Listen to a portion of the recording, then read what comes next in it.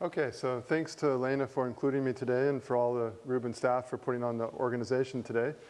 I'm going to start with just some basic background since I wasn't sure what everybody's background was on these kinds of issues. Since this could be really quick, I'm just going to be referring to 3 different periods of Tibetan history. The first period is the imperial period, when the Tibetan people, as a people with a common language and narratives, identity, Buddhist religion, kind of took shape from the 7th to 9th century. It was a time of Tibetan empire being one of the greatest military forces in the world. And then secondly, after the empire fell apart, 9th century, period of chaos. 11th century forward is marked by a renaissance of culture, religion, economics, politics, and so forth. And then finally, a classic age, which is really the point of the conversation today for me, the 14th century, when Tibetan identity, the influx of Indian Buddhist traditions comes to a stop, and Tibetan takes stock. It consolidates identity, consolidates sectarian traditions, canons, and monastic institutions.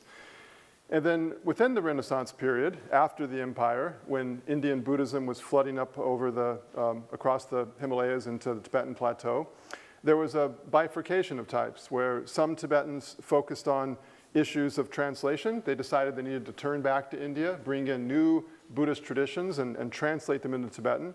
And other Tibetans embraced the imperial period Buddhist traditions, did not go with new translations, and instead began this visionary practice of revealing new text called treasures. And so Tibetan religious affiliation bifurcated into the ancients or the old ones and the moderns or the new ones, the early dissemination of Buddhism during the imperial period and the later dissemination of Buddhism during the Renaissance period. And so for the ancients, they claimed that these treasures basically originated in the 8th century in the Tibetan Empire, and they were concealed, these texts. They were concealed in Tibetan earth, caves, temples, reincarnating consciousness, and so forth, for future revelation by Tibetans called treasure finders. Now, in terms of the religiosity of these ancient traditions, the Nyingmas, the Tibetan word for ancients, they're all inherently tantric for the most part. And they have a peculiar blend of 2 different types of tantric traditions, Tantra being this form of Buddhism that focuses on the transmutation of sexuality and violence, of which sexuality will be my primary theme for today. And one of these is called the Great Yoga, which is focused on wrathful subjugation, exorcistic ritual. And the other is called the Great Perfection or Seminal Heart, which is focused on naturalness and kind of more free-flowing forms of contemplative practice. Now, the final bit of background here is when we're thinking about religious identity during this time period, a time period in the 11th through 14th century, when Tibetans are, as we discussed this morning, dramatically reimagining their past in terms of thinking about competing visions of the future, it's important to understand some issues with regards to Tibetan identity. So on the one hand, it's a reincarnational world, and so everybody is assumed to have a multitude of past lives that characterize their identity, including the potential to retrieve these past lives in the present. Number 2, great religious figures are believed to be able to control their rebirth, and so they could direct their next life and retrieve their past life. And then also Buddhism bodhisattvas are believed to be able to emanate human forms, and often these emanations coincide with reincarnational life trajectories. And then we have Buddhas and saints from the past who are believed to be able to communicate in the present through visions, through enshrined relics, through talking statues, and through past life memories. And then finally, the Great Perfection itself has a rather unique doctrine called the Great Transference Body, where it believes a certain amount of very rare adepts could translate their mortal existence into an immortal form called the Great Transformation Body. And the 2 8th century Indian saints who were believed to have accomplished these bodies, meaning that they were constantly available in their own corporeal form, was Vimala Mitra and Padmasambhava, who I'll be talking about today. And finally, there's the cast of characters that attains to the story I'm going to be telling you, and this includes basically learned scholars who are called panditas, who are often monastics, accomplished mystics who are called siddhas, who are often lay, Indian saints in the 8th century who are supposed to be concealing treasures for the future, Tibetan visionary treasure finders in the 11th century onwards who reveal those treasures, and then finally 14th century men and women who are participating in the tradition of the ancients, including the practice of revealed treasure, sacred sexuality, and visionary identity.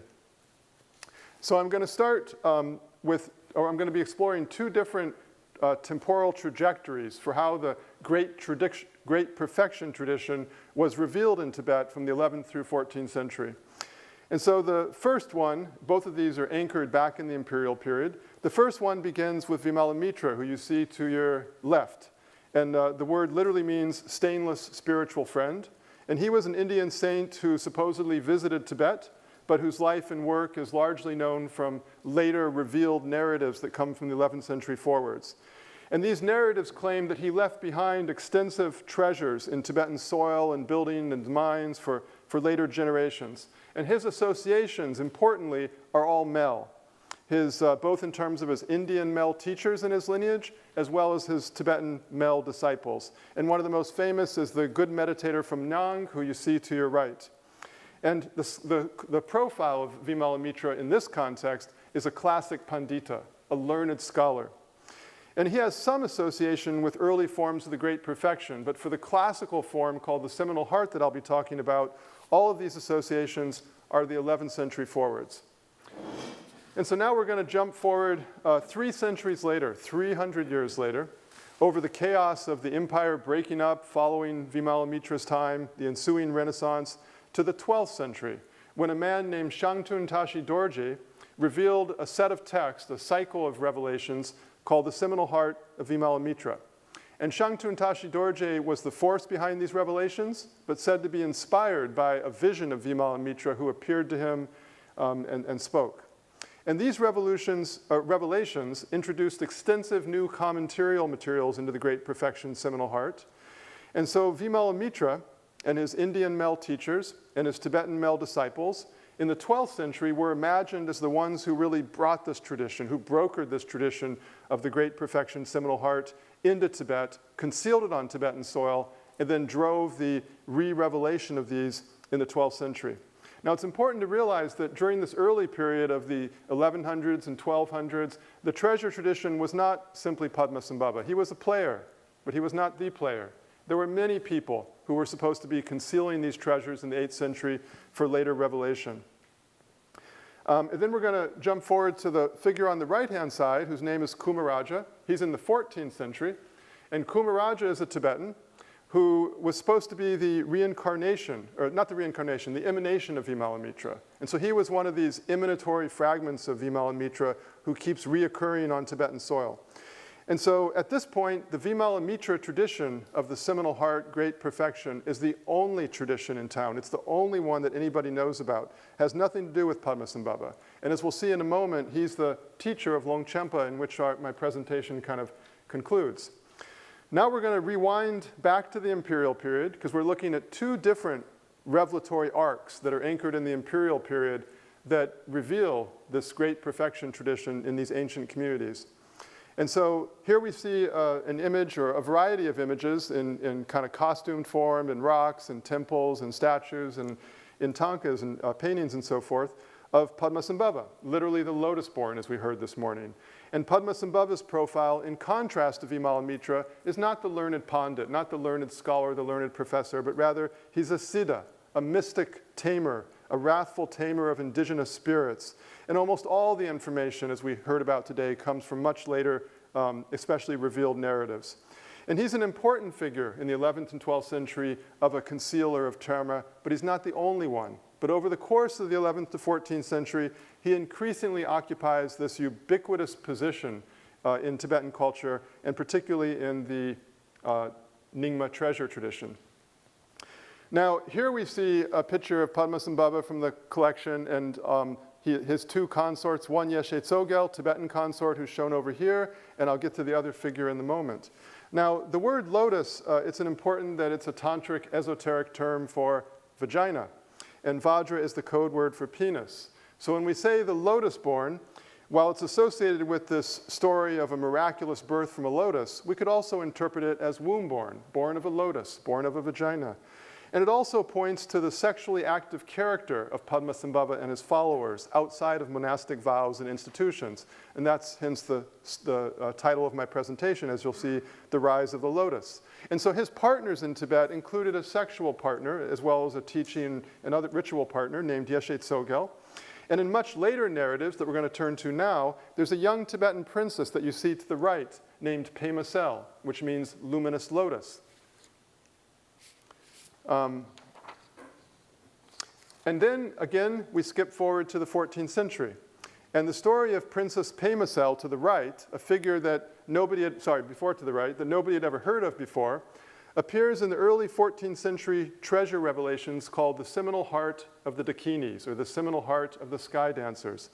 And this is the first time that the tradition is ever linked to Padmasambhava in the 14th century.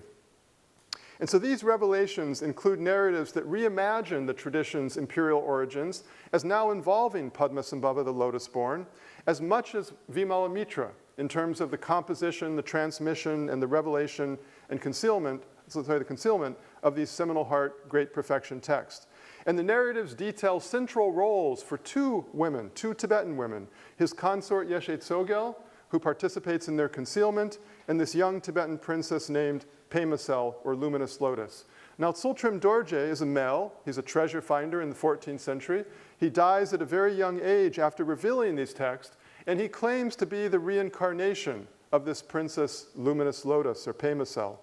And the revelation offers a star-crossed series of lives that begin in the 8th century when the princess dies at a very early age and Padmasambhava resurrects her. And that resurrection becomes the occasion for transmitting and then concealing these texts that later get revealed in the 14th century by her having crossed gender in 400 years, or more than 400 years, to take a form of this guy named Tsultrim Dorje. And the young treasure finder has a prophetic name, which is the name that he says Padmasambhava gave to the princess in the 8th century. And this is the name Pema Ledreltsel, which means the one who has a dynamic connection to the lotus, a dynamic karmic connection to the lotus. And the associated narratives say the time for Vimala Mitra has passed. This is the time for Padmasambhava, the scholarly Pandita displaced by the sexually active Siddha.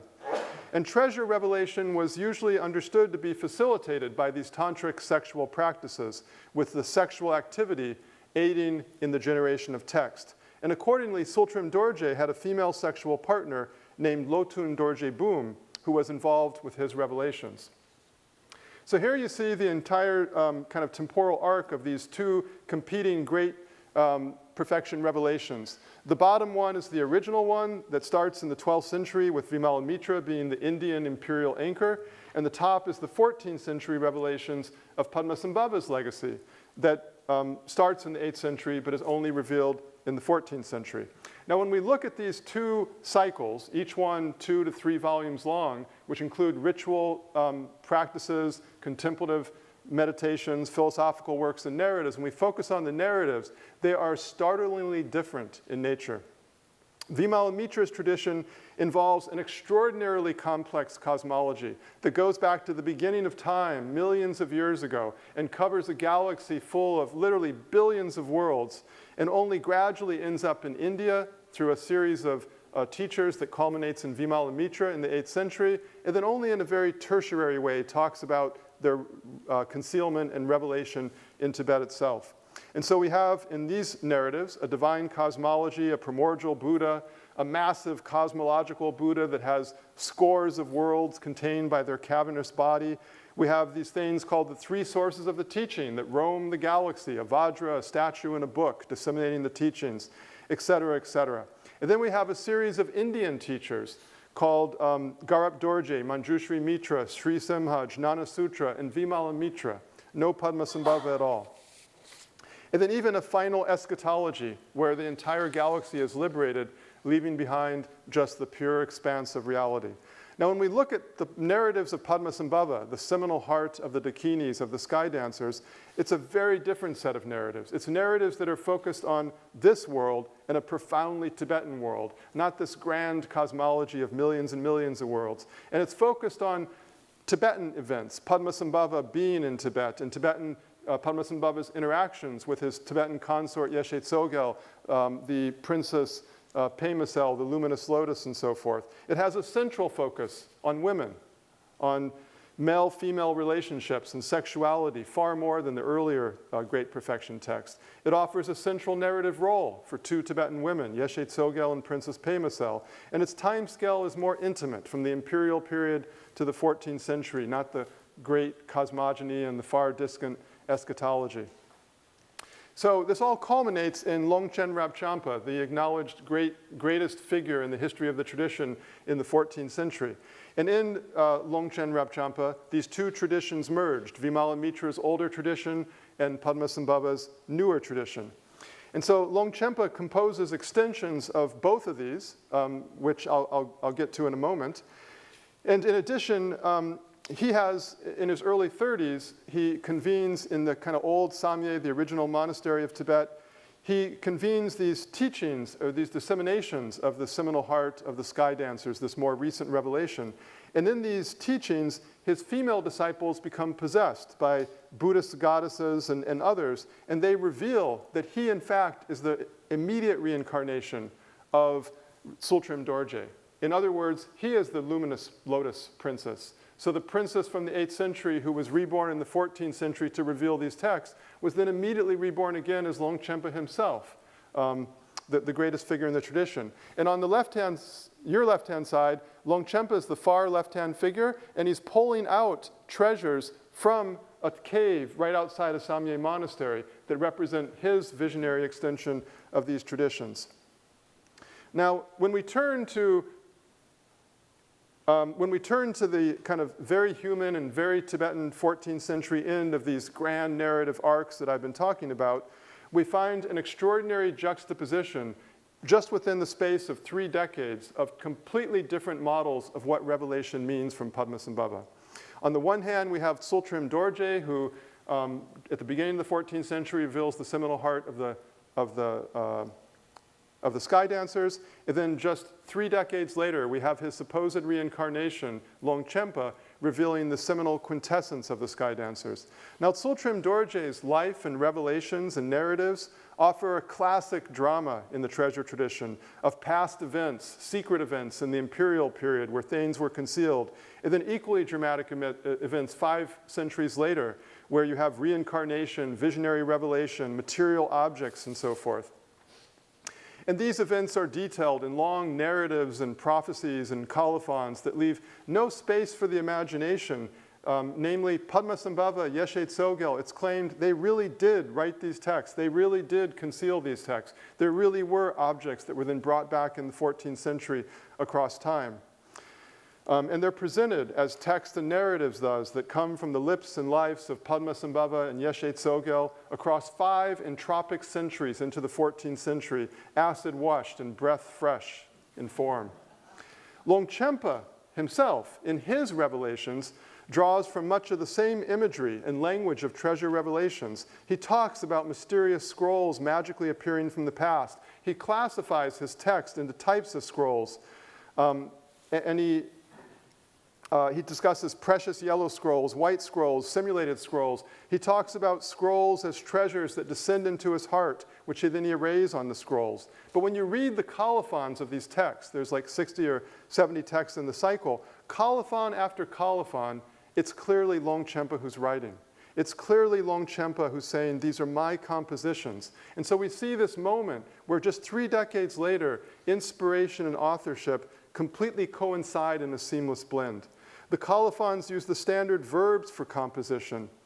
And they constantly stress Longchenpa as the ultimate agent responsible for his form.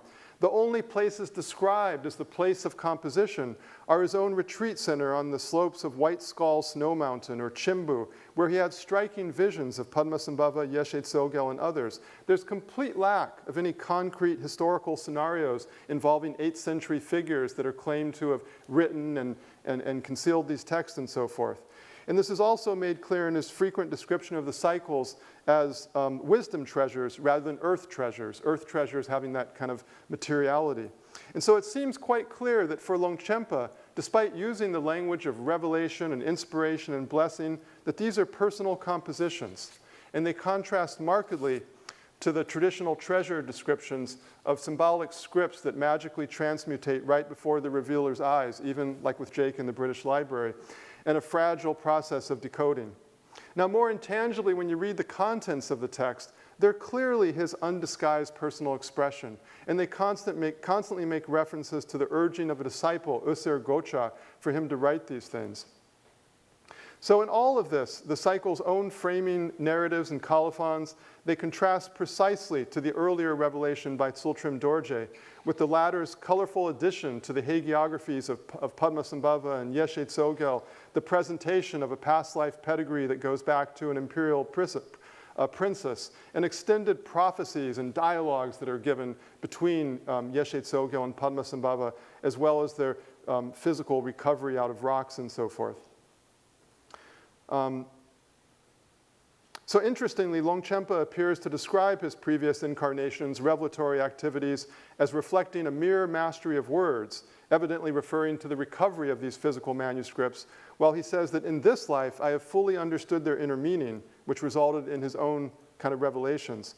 And so I think what he was talking about was the passivity of his previous figures' claim to having simply rediscovered manuscripts that were beamed over 600 years from the 8th century, and instead embraced the reality that he was an author in his own right. He was an innovator. He was someone who embraced his own inner realization and the capacity of that realization to manifest in new forms of thought and practice.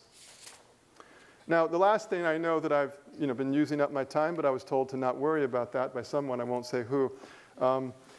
I want to end with my promised tantric sexuality and treasure revelation. So here again we have the lotus, remember, representing female genitalia, the vajra representing male genitalia.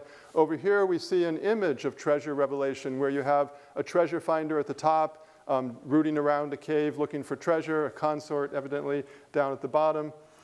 And what I wanted to point out is that when we look at this newer tradition of the great perfection from the 14th century, the seminal heart of the sky dancer, what we see is women everywhere, in contrast to the earlier, almost exclusive masculinity of the tradition for 300 years. We see real women and we see visionary women.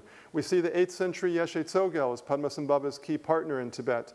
We see this special narrative innovation of the Princess Pamasel, whose youthful death and resurrection marked the occasion of the cycle's concealment. We see the intervening female rebirths of which are detailed in the text, of the princess before she took a male shape in the 14th century. We see the princess in male form, disguised male form, Tsultrim Dorje and Longchenpa, who are men, but they're actually the princess in disguise. Both of them involved, again, in heterosexual relationships with other real Tibetan women during this time period. Tsultrim Dorje clearly had sexual relationships in his 20s. There's a number of things. In fact, later he was claimed to be a product of the kind of ambrosial, poisonous lotus of tantric sexuality, since he was said to be the product of an incestuous union of a tantric priest and his sister. And in 1339, in a retreat offered by Longchenpa for the seminal heart of the sky dancers, we have a series of female disciples that channel a whole host of female figures, ranging from divinities to guardian spirits to pseudo-historical women. Ekajati, Dorje Pakmo, Dorje Yudrun, Remati, and Yeshe Tsogyal. And for Longchenpa, when you consult his biography, this was part of a lifelong series of visions by women, including the birth visions of the black Dharma protectress Namdru Remati by his mother, the black goddess's rescue of him during childhood from a hellstorm as his guardian angel, his startling vision of a gorgeous Tara in his 20s during a dark retreat, and his later visions of Yeshe Tsogyal that resulted in the trilogy of natural freedom. And in 1356, we know that he had a consort in Bhutan who became mother to his son, and he had probably multiple sons. The cycle itself is marked by a more prominent role for sexual yoga. The figure of the sexual consort in general and in particular is more highlighted, along with associated theories, and there's a greater ideological highlight on female figures. So I will finish in the next kind of 2 minutes. Let me see. So the basic argument that I would like to make on the basis of this is that I think what we see in the 14th century in the figure of these Ḍākinīs, and also the fact that the cycle is called a cycle for the kusulu, a term referring to hermits, simple yogis and yoginis, lay tantrikas, that it's a reaction against the increasing cult of the monastery, the figure of Manjushri, the bodhisattva of wisdom, who's the patron saint of monasticism. And Ḍākinīs is a way of referring to this kind of other culture, a culture of non-institutionalized communities in sacred places and villages and elsewhere, where men and women were involved in complex relationships to each other.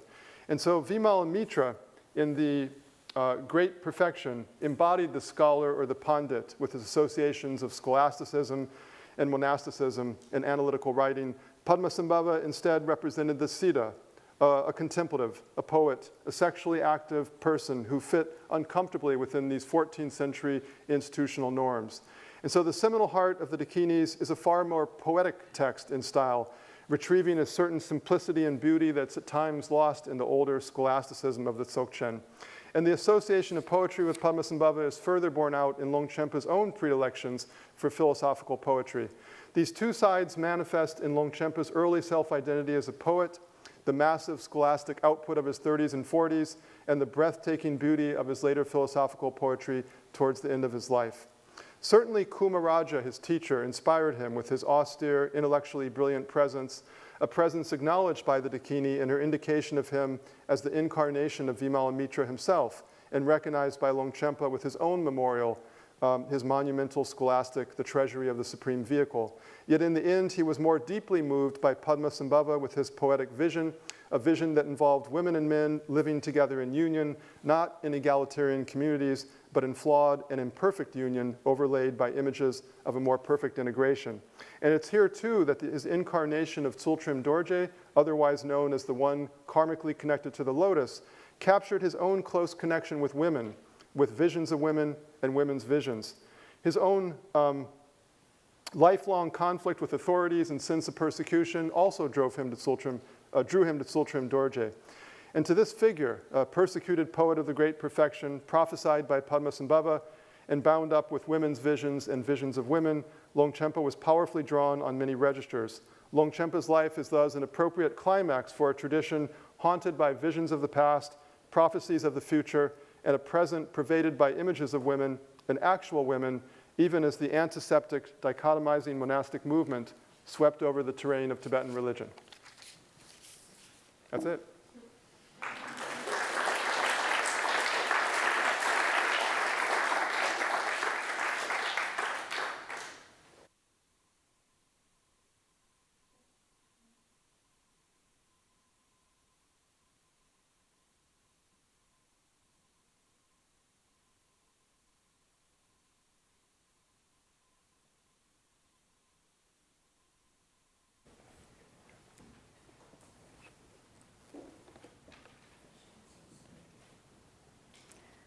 Well, hello everyone. Thank you, David, for bringing women up but not really talking about them. I'm gonna move on to talk about proper Tibetan women, Yeshe Tsogyal. And as we can see here, in the center we have Padmasambhava. And if you're like me, you keep asking questions about where are the women? And so flanking him on his left and right, his proper left is his consort from Tibet, Yeshe Tsogyal. On her right is consort from Sarhor, Mandarava. As have been touched by David on his talk just now, three key personas are needed in order for a treasure transmission to take place. So first, we need a composer or a teacher who's responsible for creating the content of the treasure. So this role is usually assumed by Padmasambhava. And then we need a predestined treasure revealer who will take out or extract the treasure in the right place at the right time. And between those two, since these two roles of the treasure composer and the treasure revealer are disjunct from each other, both temporally and spatially, we would need an intermediary figure who will connect both of them. And usually this is assumed by Yeshe Tsogyal as we see here. And I think this is, I think Elena might be able to illuminate this, but it's carbon dated to 14th and 15th century, which is the time period I will be talking about. So this is fascinating discovery.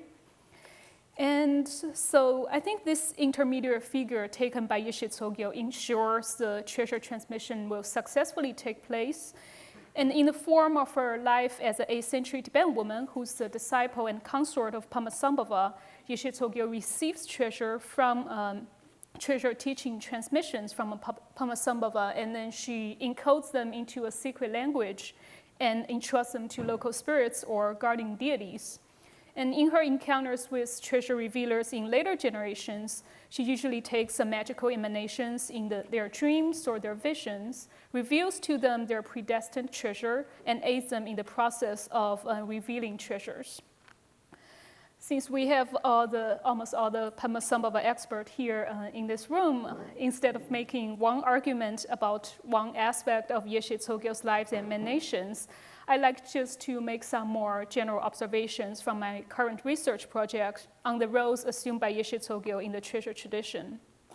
Like I said, I consider her an indispensable but often overlooked or downplayed intermediary between Padmasambhava and treasure revealers in later centuries, and I would like to introduce 3 sets of parallel narratives or stories about Padmasambhava and Yeshe Tsogyal that I think will aid our understanding of their relationship. These narratives or stories are drawn from source materials, mostly treasure texts dating from the 12th to the 14th century. And the first is a triad of subjugation stories about a male Buddhist hero and a Tibetan woman or non-human female that has been brought up a few times before. So first, we have the origin myth of the Tibetan people in the mkha. Mkha is a treasure cycle that claims to be taught by the first Buddhist king of Tibet, Longchenpa. It is revealed by multiple tertons or treasure revealers in the 12th and the 13th centuries. The 34th chapter of the mkha recounts the story of Bodhisattva Avalokiteshvara descending to the land of Tibet and emanating as the king of the monkeys. While he was meditating in the snowy peaks, he was approached by a rock ogress, Rakshini. Driven by her desire, the rock ogress made all sorts of sexual gestures, circling and supplicating to the meditating monkey. When all else has failed, she threatened to kill all sentient beings in the land of Tibet and turn it into a country of demons, blaming all the negative karma on the bodhisattva who would not help assuaging her desire. After consulting with other bodhisattvas and heavenly beings, the monkey decided that she should marry the ogress and beget offsprings. So they had 6 sons. All of them have red faces and enjoys drinking blood and consuming flesh. They multiplied with other female monkeys and became the ancestor of the Tibetan race. So this is the first story. And then there's the story of how the land of Tibet was transformed into a land of Buddhism, also according to the mkha. When the Chinese princess Wencheng was on her way to Tibet for her marriage with King Songtsen-Gampo, the wheels of her chariot were struck in the sand. She performed astrological calculations and determined that the land of Tibet is in fact a supine demoness, also a Rakshini. The plain of Lhasa is a palace of Naga kings. The 3 small mountains in the middle of the Lhasa plain is understood to be her 2 breasts and the 9th nadi. The mountains of the 4 directions are her 4 limbs. In the following chapter in the mkha, Songtsen-Gampo erected 4 district controller temples on both her left and right side of the demoness's shoulders and hips. And then on her 2 elbows and knees, he constructs the 4 wind controlling temples. On her hands and feet, he built 4 further taming temples. By suppressing the demoness, who is the land of Tibet, the Buddhist king Songtsen-Gampo ensured the spread of Buddhist teaching to every corner of his kingdom and established Tibet as the land of Buddhism. And last, for the 3rd story, I'd like to bring in the relationship between Padmasambhava and Yeshe Tsogyal for comparison. So first we have in Kebadewu's Gyaphe Chöjong in the 13th century, Yeshe Tsogyal is mentioned as one of the 5 disciples who have received empowerment from Padmasambhava alongside King Chisung Dezhen. In the same text, she is further recognized by Padmasambhava as a wisdom Ḍākinī. When the king raises doubts about the master's skills, she acts as a messenger between the 2. The king requested Padmasambhava to retrieve first his mother's mirror lost in Chongesar's hand, then the egg of the victorious Garuda bird, and at last the crown jewel of the Naga kings deep down in the ocean. Yeshe Tsogyal conveyed the king's request to Padmasambhava, who then delivered the object Chisung Dezen asked for. In the end, Chisung Dezen was reassured of Padmasambhava's ability and asked for his help in the construction of Sangye Monastery. Neba Penita Jaba Munlan Lojo's Chejong also mentions her and Akarchen Satsemo as one of the 3 queens who become ordained after the first 7 monks. Lama Dangpa Sonam Gentsen's Gyarab Sewe Melong also recognizes Yeshe Tsogyal as one of the queens to Chisung Dezen, but in the interlinear notes, she is said to be given to Padmasambhava as a fee for ordination, a wangyun. And in Longchenpa's Terchen Rinpoche Logi in the Kangjo Yangtik, he also agrees with Sonam Gentsen and mentions Yeshe Tsogyal was offered to Padmasambhava by the king. She later became a disciple and a consort of the master. Interestingly, in possibly the earliest full-length life story of her by Jime Gunga, first studied by Janet in the 14th century, not in the 14th century, you studied it, but yeah. Chisung Dezen, that was unfortunate interjection. Chisung Dezen did not play a part. As a princess, Yeshe Tsogyal is considered to be the very marrow of the land and is aggressively sought after by suitors from all directions. After a long episode of drama centered around the conflict between her own wish to live home and practice and others' persistent chase, she made a desperate prayer for a sanctuary. A man appears, declaring himself to be Padmasambhava. He gave Yeshe Tsogyal a jeweled ring and accompanied her to Sangye Chimpu. So despite the slight discrepancies between different early sources of Yeshe Tsogyal's life on whether she is one of the queens of Chisung Dezen, they do agree on some aspect of Yeshe Tsogyal's life. She is generally regarded as one of the major disciples of Padmasambhava. Her consort activities with him are also recorded. Many sources also agree that she is a Tibetan woman born in a valley named Jak. Now I would like to call to attention some shared elements between this triad of narratives. All 3 stories give us a version of how the land of Tibet interacts with the teachings or teachers of Buddhism. They also illustrate how Tibetan Buddhist practitioners imagined their past after the period of fragmentation, the Siwudu. The main personas in these stories are one Buddhist hero from India and a local Tibetan woman or a local non-human female. For the first 2 stories or myths, Janet has commented that on Buddhism's conception of the land of Tibet as female, dangerous, and in need of subjugation in her article Down with the Demoness.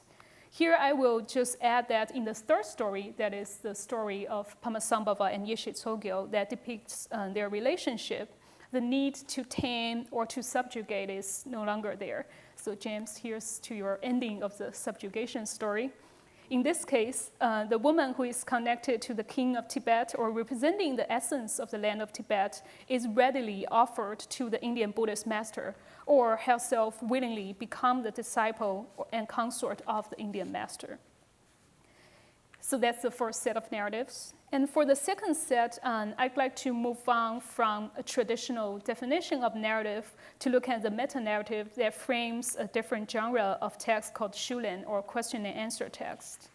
These are one of many genres fighting treasure cycles. They do share a particular narrative framework that is more stylized than other shulen texts found outside of treasure literature. The text we will be discussing today comes from a Great Perfection treasure cycle discovered by Rinzin Gurdon in the 14th century. So it starts with a scene setting. When Padmasambhava was residing at Sangye Chimpu, the lady of Karchen, Queen Tsogyal, was distracted regarding worldly appearances during the day. One night, deeply immersed in her dream, she embarked on the visionary journey from high mountaintops to low ravines. Having woken up from the dream, Yeshe Tsogyal went to where the guru was residing and presented this question. Great Master, I dreamed an extremely fearsome dream. What is the cause and condition for this? The master then answered Yeshe Tsogyal with a teaching with a detailed explanation on what each sign in her dream signifies. The question and answer text concludes with the master's instruction to Yeshe Tsogyal that she should hide this teaching as a treasure for future generations. The second text, titled Light Dispelling the Darkness, also from Rinzin Gurdon's treasure, shares a similar narrative framework. When Padmasambhava was residing at the solitary retreat place in Sangye Chimpu, Yeshe Tsogyal, along with other disciples, offered jewels and golden mandalas to him and requested teaching. Padmasambhava answered a series of their questions and gave them oral instructions. At the end of the teaching, Padmasambhava again entrusted it to Yeshe Tsogyal and prophesied that it'll encounter a predestined person 500 years later. So if you will recall the narrative structure of Buddhist scriptures, especially the Mahayana Vaitoya or Vedula Sutras, after setting the scene for the dialogue about to take place, the scripture usually starts with a question of the disciple from the assembly or a bodhisattva, and then an answer from a Buddha or another superior bodhisattva to that question. So I would like to suggest the narrative framing this question and answer text also share this common structure. And in treasure literature, the Shulen texts serve a similar function. Through Padmasambhava's voice, the teaching expounded in this question and answer text can be recognized and transmitted as authentic. Through adopting a canonical narrative framework, this question and answer text and the treasure cycles are located in places Padmasambhava and Yeshe Tsogyal as parallels of Buddhas, bodhisattvas, and their disciples. Therefore, in an imitated canonical context, this question and answer celebrate the miraculous life of Padmasambhava and declare his teaching authentic Buddhist teachings. They also establish Yeshe Tsogyal as the single disciple requesting teachings from Padmasambhava, as well as the one responsible for the transmission of the new teachings. So I think we're running out of time, but I'll be very fast for the last section. So for the last section, let's look at this some more. I'd like to, again, interpret narrative in another sense that is in the context of tantric empowerment rituals. I'll give you a brief account of what takes place in a secret empowerment ritual according to an instructional text from the seminal heart of the Ḍākinīs. Having prepared 5 ambrosias and requested for the secret empowerment, the disciple pays homage to a qualified teacher and offers him the gold mandala. Then, after locating a consort who is properly cleansed, filled with incense, and decorated with ornaments, this disciple makes supplication and various offerings. In return, the teacher instructs him to contemplate on the bodies of the teacher and the consort as his tutelary deities. He then joins with the consort, the teacher, as the coupling of method and wisdom, and causes his seminal drop to descend into the lotus or bhaga of the consort. The teacher, encompassed in his meditative absorption, places this drop, which is described as Sangwe Chamsen, the secret bodhicitta, onto the tongue of the disciple and utters the Vajra speech 3 times, binding the disciple into the secret tantric oath. So here, the role of the consort in this empowerment ritual can be understood as a vessel of and a conduit for the transmission of bodhicitta, the seminal essence of the empowerment. In this ritual, she is to connect the master with the disciple and convey the master's blessings or transformative powers. I would like to compare it to the role Yeshe Tsogyal has assumed in the transmission of treasure teachings. In a similar fashion, Yeshe Tsogyal was a conduit through which Padmasambhava's teachings were transmitted to future generations. The master entrusted her with these teachings, she encoded and concealed them all over Tibet, and when the time comes, she would reveal them to the destined treasure revealers. By understanding her role as a conduit for Padmasambhava's teachings in light of similar functions served by consorts in empowerment rituals, I take into account her sexuality or her heterosexuality as an integral part of her identity and the imic history of treasure revelations. And just to conclude, I think these 3 sets of parallel stories or narratives demonstrate the multiple identities Padmasambhava and Yeshe Tsogyal take on in relationship to one another. In comparison to the story of Avalokiteshvara and the rock ogress and King Chisongtsen Gampo to the deepness, they are a pair of Indian Buddhist hero and his Tibetan subordinate. In the treasure question and answer text, imitating canonical dialogues, they are the paradigmatic teacher-disciple pair. In their roles as transmitting treasures, they are comparable to the tantric teacher and his consort. This set of narratives give us an idea of a repertoire of cultural memories and literary tropes being drawn upon by the Nyingma treasure community in the 13th and 14th centuries in Tibet. I think this repertoire serves as a usable past for the Nyingma community. It includes not only pre-Buddhist or non-Buddhist myths in their tamed form, but also narrative literatures produced in their Indian Buddhist cultural milieu. Some further questions to ask will be, what is a big picture of Tibet's past as envisioned by the Nyingma treasure community after the Renaissance? How do Padmasambhava, Yeshe Tsogyal, and many other imperial figures feature into this Buddhist history? And in what ways did this community weave together the narratives that contributed to the construction of a shared identity among themselves? That's me. Thank you.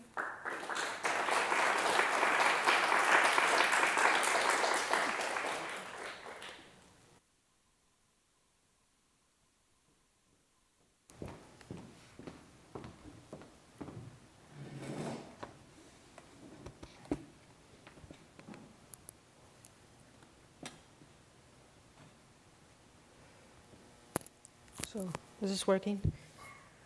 Okay. So thank you both for interesting talks, and I just also want to say it's really been a really interesting conference so far. I really enjoyed it, and looking at Padmasambhava from all these different perspectives is really raising a lot of questions. And so thanks very much to the organizers for this, Elena in particular, and for inviting me.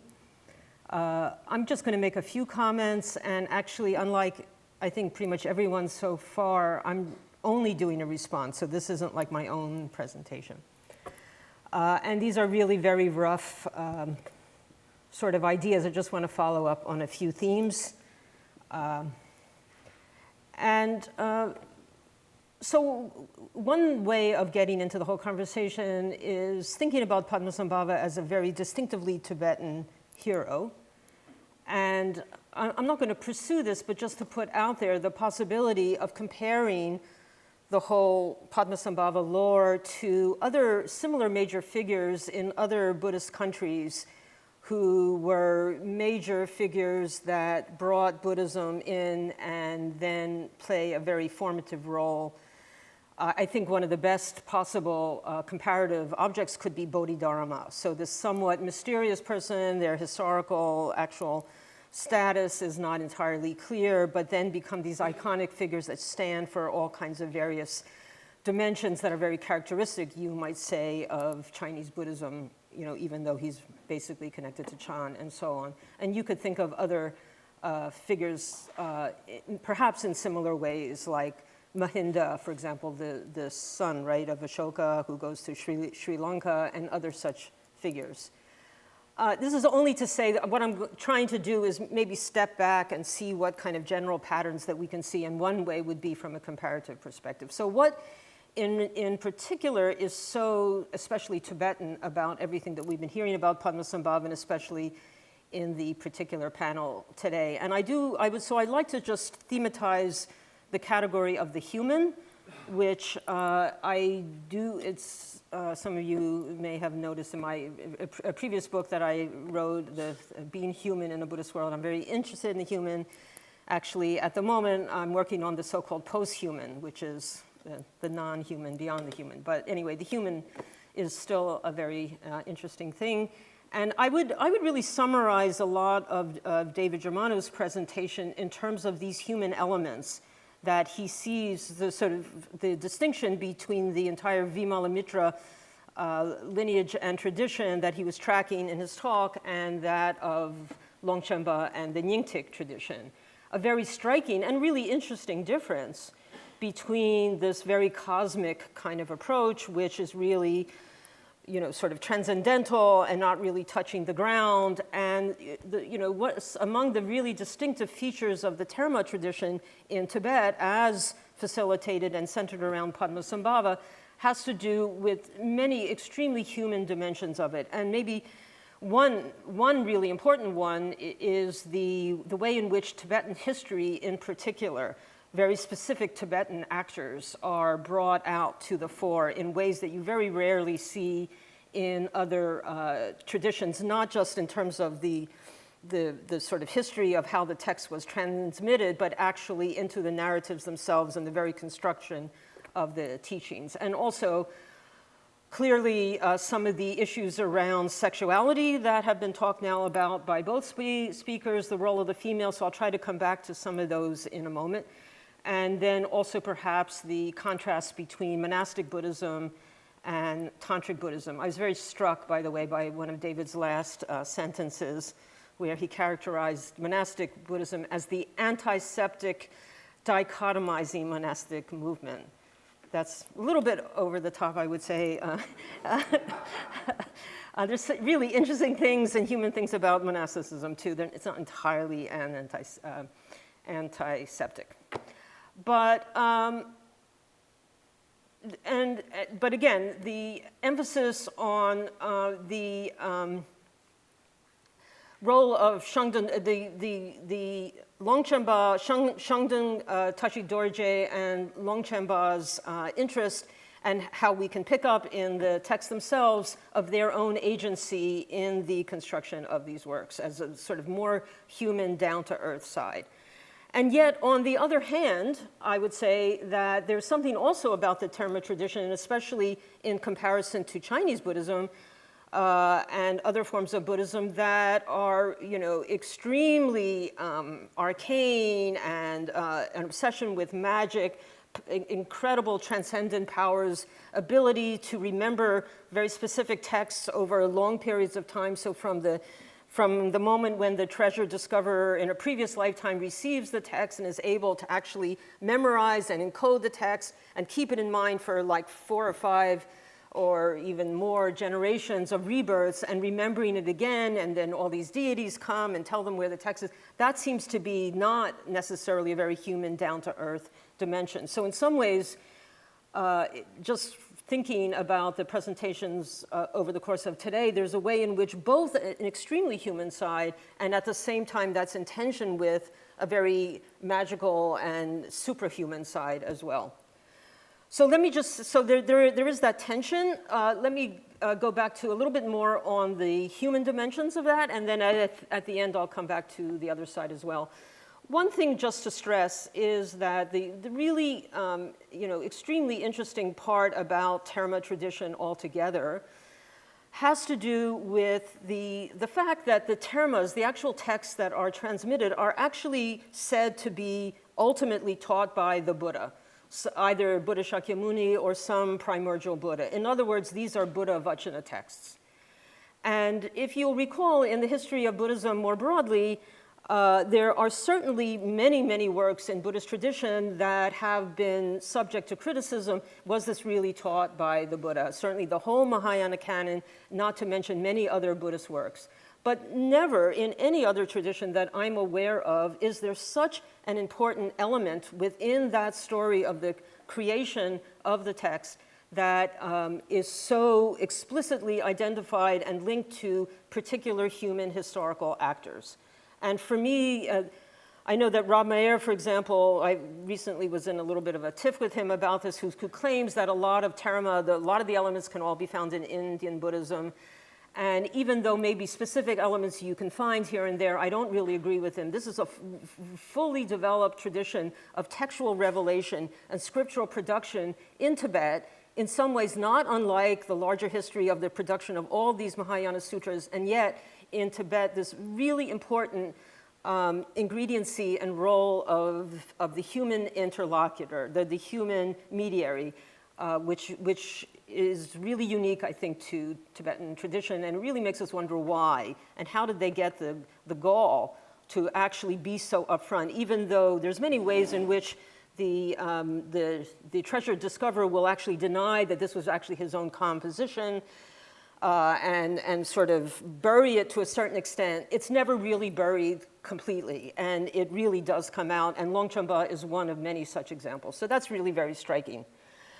I would also add that what we saw this morning, and we've been talking about this probative attitude to textual history. So what in James Gentry's presentation around Tsogdopa, and Tsogdopa's willingness to really look into a particular textual passage and to ask, how many versions of this do we have? How does this square with history or not?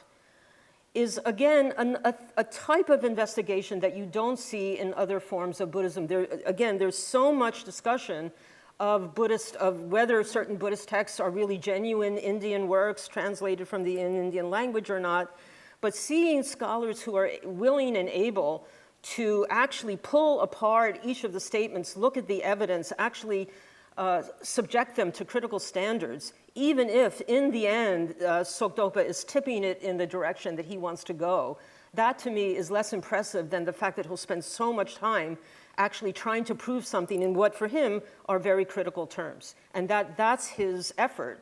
Whether he actually achieves full objectivity and a fully philological skepticism or not is less important than it seems to be a cultural value. And I think that that's somehow part of the Tibetan terma tradition as well. The terma tradition has in fact been subject to a lot of criticism and a lot of skepticism on the part of other schools of Tibetan Buddhism. So somehow this issue of the human, the imperfect, the sort of historical dimension, the very specifically Tibetan dimension of the tradition really is a very large element in it and striking.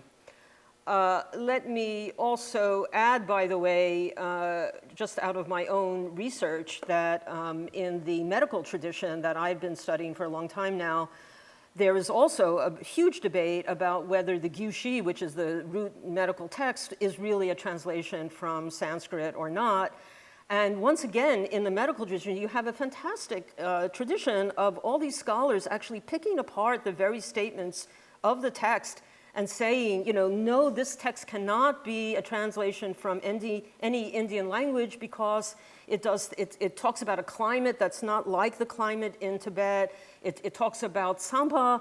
Indians don't eat tsampa. These are Tibetan foods. It talks about the Bonpo religion and so on. It's really using, standards that are not actually so far from our own critical standards of how do we judge the authenticity of a claim. So I'm sort of bunching all these things together. In the terma tradition, it's complex, and yet one big part of it, I think, is this human dimension, this attempt to bring everything down to earth that I think is distinctive to the history of Tibetan Buddhism.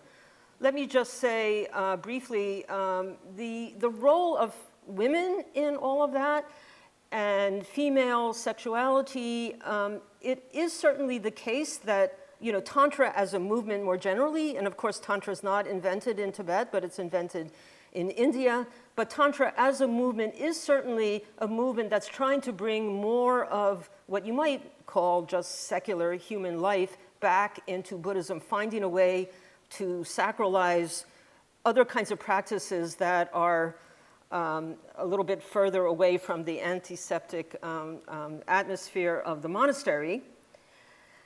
And we also do see this major role of women as interlocutors, co-visionaries, consorts, intermediaries, all of the things that both of the speakers today were talking about. There also has been, and I myself have written about this previously, the really interesting idea around the so-called Ḍākinī language, which is another dimension of terma tradition, whereby it's another kind of intermediary thing, where sort of females seem to control this intermediary realm, whereby the language of the original text gets translated into the symbolic language that no one can really understand, and it's only later that it has to be retranslated into human language. In all of that, you see really important role for women opened up for them into an otherwise quite androcentric Buddhist world. From the feminist perspective, yet nonetheless, I'm not sure that that entirely goes the whole distance of what we were talking about this morning, and whether that really spells a kind of true equality of male and female, and whether the relationship of the female to the male master, I think in all of the cases that were cited, I'll say I still find problematic. It's interesting. It's a long debate in feminism. Do women want to have the same exact role and status as men and be able to do the same things they do? Or do women actually not even want those roles, and women have a very different style, and therefore they would like to preserve those and which of those is more important or valuable. I think those kind of issues going forward when we talk about the reception of terma in the modern world, those, and especially amongst women, we're going to have to address again. My final point, just to say, just to go back to the other side of the kind of tension that I was trying to draw out between the human and the magical, and this one other dimension of the terma tradition that we've seen a lot about, especially this afternoon, has to be this, very inspired, very powerful, visionary identification by which some people take up and channel the identity of previous masters. Again, you can connect this to larger themes in Tibetan Buddhism, the whole tulku phenomenon, again, primarily, really distinctive and unique contribution of Tibetan Buddhism to the larger Buddhist world, whereby you have like an enlightened master who then gets reincarnated in a particular human fleshly body sort of thing. Once again, playing on the one hand, we want to have this, spiritual, enlightened, ideal power and energy down on the earth in a kind of really human, accessible, material, tangible form. And yet, on the other hand, this sort of amazing power that makes such an identification possible.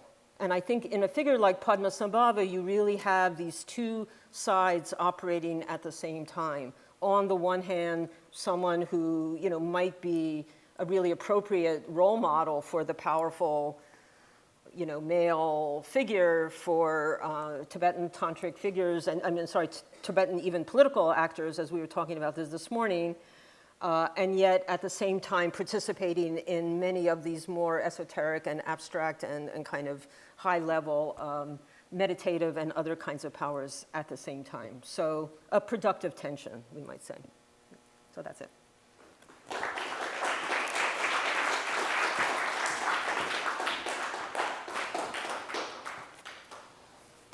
The thought I was thinking, just to make it very simple, is that in these 14th century revelations, what you have is Padmasambhava for the first time linked with this tradition, but I think what's more important is the narrative rise of the role of women in these materials.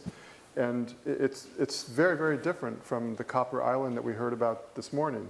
So you have the Yeshe Tsogyal's role, you have the princess role, and then you have the princess animating two of the most important men in the 14th century. I mean, literally being their reincarnation. And so that narrative role of the women is one thing. A second thing is the text is not called Padmasambhava's seminal heart. It's called the Ḍākinīs seminal heart. It's the seminal heart of these female figures. And the cycle repeatedly refers to itself as the teaching lot of the women, the religious lot for women. So you have to ask the question, like, why are they making these choices? And then when you look at the lives, the actual male figures are all sexually active, and as you mentioned, female figures are everywhere. Co-visionaries, brokers of identity, people revealing prophecies, sexual partners in the revelations. And so when I think about what is that pointing to in the 14th century? What cultural or social reality is it pointing to? And sometimes I think, and this goes to my morning's question, if I'm thinking more cynically and about the exploitation of women, I think about it as a consort culture, where it's focused on what you were talking about with regards to the second and third initiations, where women are procured and play this role and so forth. But another way to think about it is that these are women and men in a sexually and religiously charged environment. It's a version of the Indian notion of the circle of the group, the Gana Chakra, which is an explicit counterpoint to the monastery, to say, what do we call ourselves if we want to be serious religious practitioners, but we're not part of this monastic thing? They call themselves the circle of the group. And so in some sense, that is a different way of thinking about just the women as playing this role of sexual consorts, and more men and women, as I said, in a kind of imperfect, set of relationships, but in a religiously charged, soteriologically engaged environment, which is completely different from the kinds of female relationships that take place in the monastery. So that's what I was just kind of thinking about while you were talking, is just boiling it down to that 14th century there's this revelation, and here's this social reality. And what does that tell us about how we should interpret Padmasambhava and his culture? Yeah, well, if I can respond, I would just want to say that for me at least, from a feminist perspective, and that's the sort of position I maybe want to take right now, that social reality at best is cup half full, half empty. So it's really interesting to see the rise of female energies and female persons. How many of their names do we know? And how many of the names of men do we know? And through great effort, we are in the process of digging up as many of those female names as we can, but it takes a lot of effort. And so the names and the authorship and the status and the position is all male. You know, I think back to Miranda Shaw's book a long time ago. I don't know how many of you have read that. This was really about Indian Buddhism, the Chanda Maharoshana Tantra, in which the female is the dominatrix, and this for her was a real sign that, you know, women really, you know, were in control and they were the masters, and it was a real matriarchy or gynocentric or something. And to me, I never bought that, because it's felt to me as if that work is like a male kind of fantasy of what, you know, what they like women to be like. And I don't know, from my own perspective, if women really had power and really had agency, we don't even know what that would look like, but I still feel it would be a lot different. So half full, half empty. Yeah, and I wouldn't disagree, but it's a spectrum of possibility. And I remember like that article Dan Martin wrote a long time ago about the Star King and the 4 children of Pehar, where its only point was to say there's these traces of lives that have been expunged from the historical record. And at the end of the article, his only point was to say, be cognizant of what we don't understand. And so I think what I was trying to suggest is, you know, be cognizant of what we don't know about the 14th century. And there's more than just the traces that Dan talked about with the Star King. There are women, you know, spilling out. We only know one name from this little story, which is the Dorje Boom, who's the treasure revealer. Right. We know some names of people with Longchenpa as well, but we don't know much about their details. Right. But it just points to a different social reality, not one where everybody's perfectly egalitarian and women have full agency, but totally different from the monastery. Yeah, that's true. If I can respond to both of you, I'd like to take a glass half full perspective. And in my work, I do see there's a rise of writings about Yeshe Tsogyal, and her importance did increase in the late 13th, but especially 14th century. And when we think about what that gives the treasure community, what kind of identity she represents, and what she could offer to complement Padmasambhava, I think 3 things. So first is a lay personality or lay identity. So no longer like antiseptic, what we're talking about. So no longer a monastic identity. And the other thing is she is a Tibetan woman who's being associated with an Indian master. So I think she gives him that Tibetan identity. And the third thing is, like what David said, there's heterosexuality, or being sexually active is also part of that identity. And if we were to speculate what that represents at the theological or social concerns of treasure communities at that time, I would like to think that represented a struggle within the community to reconcile the lack of record about women in the past or in the tradition, and trying to come up with writings about women and conceptualizing women's role in this community. So